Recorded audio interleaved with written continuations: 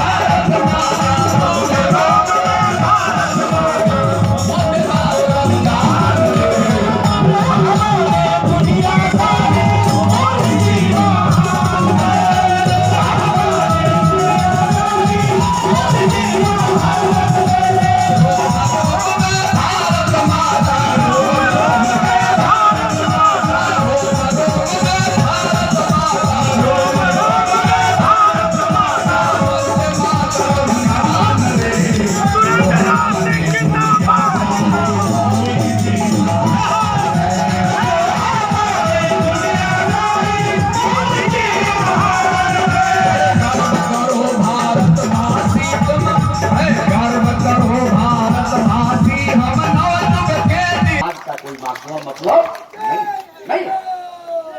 नहीं है।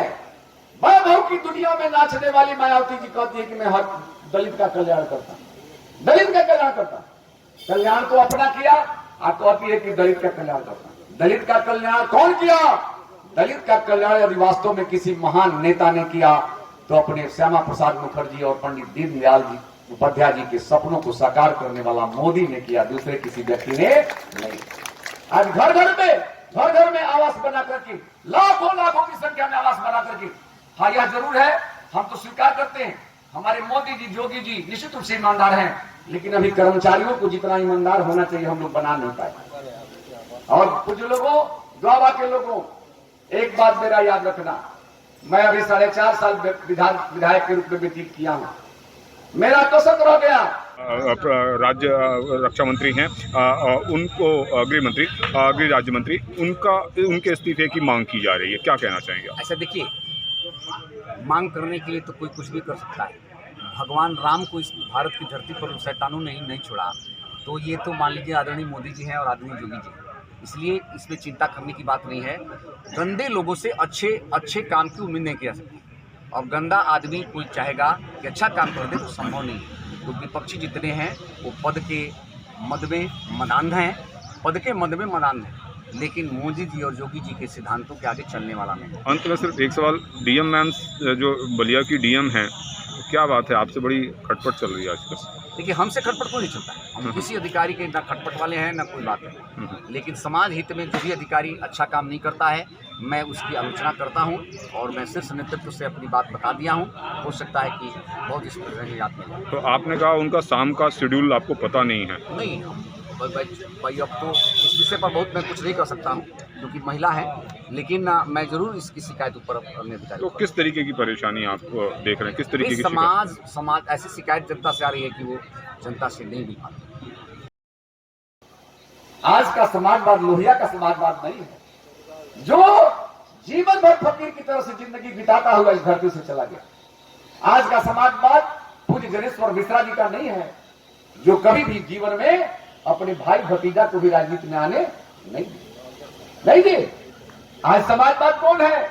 आज समाजवाद है, वो समाजवाद है, ऐसा समाजवाद, औरंगजेबी संस्कृति का समाजवाद। हम तो सुने थे कि मुस्लिम सल्तनत में पिता को गद्दी से जबरदस्ती जो है पुत्र हटा देता था। आज वर्तमान युग में मुलायम जी को हटाने वाला कोई बेटा है तो अखिलेश जी का है। तब पिता को अपमानित करने वाला आज समाजवाद है। आज लोहिया का समाजवाद नहीं रहा, आज जनेश्वर जी का समाजवाद नहीं रहा, आज पुत्र का समाजवाद है, जिस पुत्र ने अपने पिता को भी अपनी आंखों के सामने गद्दी से वो हटाता है और कहता है कि मैं राष्ट्रीय अध्यक्ष हूं। उतने से भी संतोष नहीं होता है तो कोषाध्यक्ष कौन बनता है? तो डिम्पल जी बन जाती है। महासचिव कौन बन जाता है? तो रामगोपाल यादव जी बन जाते हैं। प्रवक्ता कौन बन जाता है? तो धर्मेंद्र यादव जी बन जाते हैं। मेरे भाइयों, यदि परिवारवाद की सीमा में ही समाजवाद वास करता है, ऐसे समाजवाद को 7 बार कम से कम दुदकार दो। इस समाज का कोई मतलब में गरीबों के साथ रह करके गरीबों की सेवा करना ही सिद्धांत रहता है, उसको कहते हैं समाजवाद। लेकिन आज का समाजवाद सामंतवाद का रूप ले लिया है। आज सपा का राज यदि आज हो जाए, आप लोग तुरंत देखेंगे कि रात में भैंस खोलने वाला दिन में थानेदार के सामने जाकर उसके टेबल पर बैठ करके बात करता है। रात में भैंस खोलेगा और दिन में थानेदार के साथ बैठेगा, यही समाजवाद।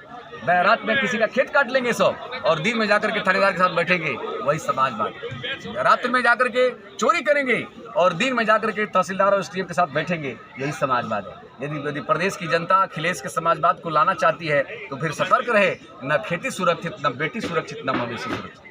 न खेती सुरक्षित रहेगी, न बेटी सुरक्षित रहेगी और न मवेशी सुरक्षित रहेगी। ऐसे स्वरूप को कहते हैं समाज, जिसके जमाने में न इंसान सुरक्षित, न भगवान सुरक्षित, केवल इस्लाम सुरक्षित, उसको कहते हैं समाज। आपने मायावती पर भी बहुत बड़ी बात कही। आपने कहा कि वैभव की दुनिया में नाचने वाली मायावती, क्या मैं आज भी कर रहा हूँ जी? क्या यदि वास्तव में है दलितों की हित ऐसी है मायावती जी, तो कम से कम जो अपने 4000 करोड़ की संपत्ति अर्जित की है, उस संपत्ति से जो भी बन पड़े अपने दलित भाइयों का भला तो करे। ऐश्वर्याराम की जिंदगी जीने वाला जो है दलितों के हितैषी हो सकता है। दलित का हितैषी वही होगा जो साग रोटी खा करके और भारत की चिंता करने वाला मोदी जैसा महान नेता होगा, जोगी जैसा साधक होगा, वो चिंता करेगा। हमारी भारतीय जनता पार्टी में भी हम लोग नहीं है उस स्तर के, हमको स्वीकार करने में दिक्कत नहीं है, लेकिन मोदी और जोगी का जो चरित्र है और चिंतन है वो किसी नेता के पास नहीं है। माने समाजवादी और बसपा की तो बातें छोड़ दीजिए, इसमें तो दिया लेकर के ढूंढने पर भी, टार्च लेकर के भी ढूंढेंगे तो कहीं ईमानदार और संवेदनशील व्यक्ति मिलने वाला नहीं मिलने वाला। तो आज आपने मायावती जी को किस तरीके से संबोधित किया मंच से? महाराज, मायावती जी शुद्ध रूप से मैंने दलितों के वोट को लेकर के पैसा कमाने का काम किया है और कहीं से इंसानियत की रक्षा नहीं की। जिस तरीके से किसान आंदोलन लखीमपुर खीरी की अगर हम बात करें और जो है और प्रियंका जो है कभी मौन व्रत धारण कर रही हैं, कभी झाड़ू लगा रही हैं, क्या मैसेज देना चाहती हैं वो? देखिए, हम आपको कई बार मैं कह चुका हूँ, आज भी वही चीज़ को मैं पुनरावृत्ति करूँगा। मैं तो अपनी भाषा नहीं बदलता। शुद्ध रूप से ये जो है अभी ये ड्रामा का रिहर्सल नहीं, आप जानते हैं, आप लोग वही ड्रामा का रिहर्सल कर रहे हैं। मैंने प्रियंका गांधी और राहुल गांधी मैंने एक तरह से देखिए तो ये मेंटली रिटायर्ड लोग हैं, माने 3 प्रकार के लोग होते हैं ना, मेंटली बैकवर्ड, मेंटली रिटायर्ड। तो ये मेंटली रिटायर्ड लोग हैं। इन लोगों का सपना, मैं तो कांग्रेस के भाइयों को कहूँगा